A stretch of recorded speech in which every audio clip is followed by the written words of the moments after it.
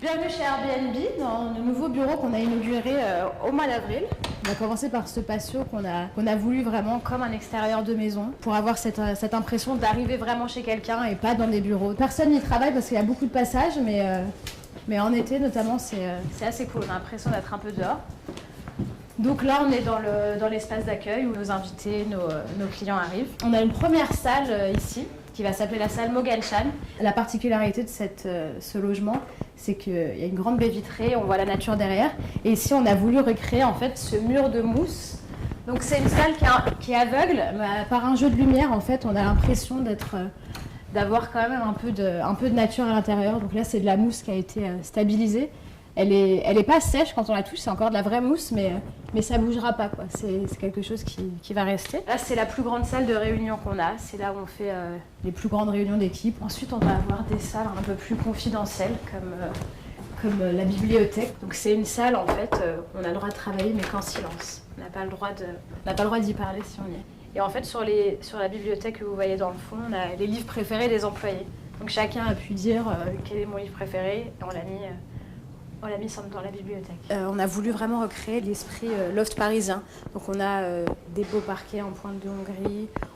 Quand on arrive, on ne s'attend pas à être dans un bureau en fait. Et c'est vraiment ce qu'on a voulu garder. On veut que les gens se sentent ici bien, comme chez eux finalement. Ici on a un premier open space. Donc pas de place attitrée, chacun s'assoit où il a envie de s'asseoir.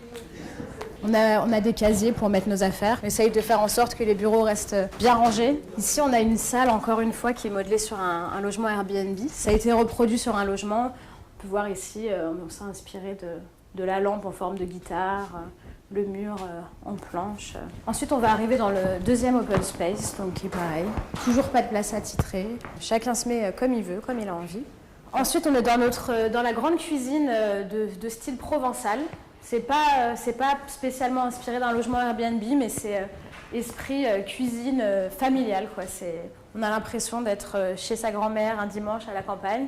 On a la chance d'avoir pas mal de choses à grignoter. On essaye d'être sain en ce moment, donc on a pas mal de noix, de graines et tout ça.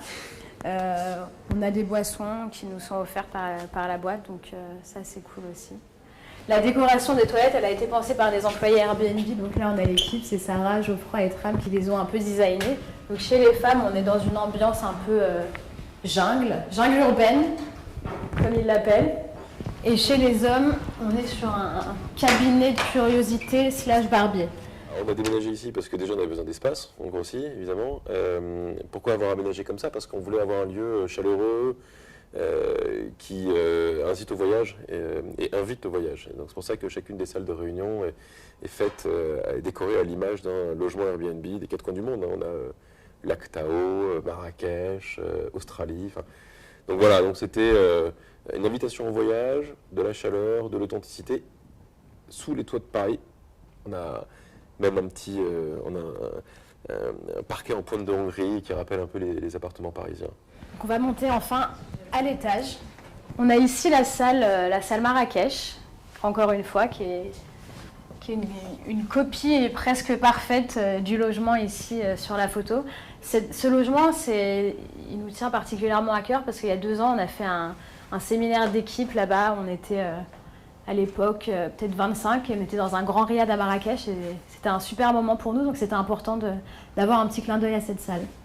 Vous voyez jusqu'au carrelage qui est exactement le même. Donc là, on a encore 2 petites salles qui portent le nom d'opéra. On a la Bohème et la Flûte enchantée. On a des beaux balcons qui donnent sur la place de l'Opéra. Donc ça, c'est des endroits où on peut vraiment venir travailler au calme. Ici, on arrive vraiment dans le point chaud du bureau, si je puis dire. C'est ce qu'on a rebaptisé le nid Airbnb. Donc c'est un espace sur lequel on a longtemps planché parce qu'en fait, quand on a conçu nos nouveaux bureaux, on s'est dit comment donner une place finalement à la fois à la communauté Airbnb, mais aussi à tous les gens qui sont passionnés par le voyage en général. Et du coup, c'est pour ça qu'on a créé cet espace comme un lieu un peu de réception, de partage. Et c'est un endroit où on organise pas mal d'événements. Pour trouver l'endroit, on voulait, évidemment, on voulait avoir un accès handicapé, par exemple. On voulait absolument avoir quelque chose qui était aussi sous les toits de Paris. On voulait avoir quelque chose qui fasse cette taille-là, plutôt central, parce qu'on a un lieu d'accueil pour la communauté, les voyageurs, etc. Et pourquoi on a mis autant de temps à les aménager? Parce qu'on a une équipe en interne, environnement, qui va dans le détail, qui est allé au puce de Saint-Ouen pour chiner des objets, parce qu'on a on a même demandé à l'équipe de décorer certaines pièces. Je ne sais pas si on vous a raconté, c'est vachement intéressant. Pièces qui ont été décorées par les équipes, qui sont allées chiner à droite à gauche des produits. Donc c'est pour ça que ça prend du temps. Mais au moins, quand on arrive, le jour J, on se sent chez soi quasiment tout de suite.